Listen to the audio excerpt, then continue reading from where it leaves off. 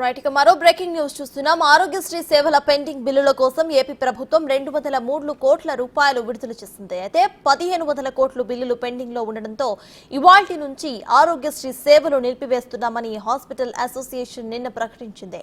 సేవలు కొనసాగించేందుకు ఆరోగ్యశ్రీ ట్రస్ట్ అధికారులకు హాస్పిటల్ అసోసియేషన్ ప్రతినిధులతో నిన్న చర్చించారు.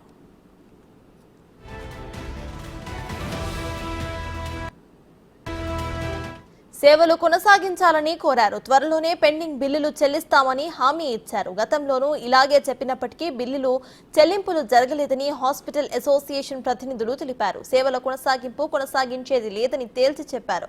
ప్రకటనలు తప్ప బిల్లుల చెల్లింపులకు చర్యలు తీసుకుంటున్నట్టుగా తమకు ఏమీ కనిపించడం లేదని అసోసియేషన్ ప్రతినిధులు అన్నారు.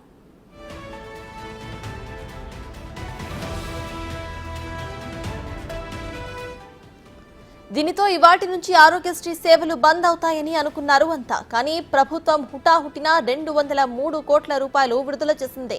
దీంతో హాస్పిటల్ అసోసియేషన్ ఎలా స్పందిస్తుంది అనేది తెలియాల్సి ఉంది. సేవలు కొనసాగిస్తారా లేదా అనేది తేలాల్సి ఉంది.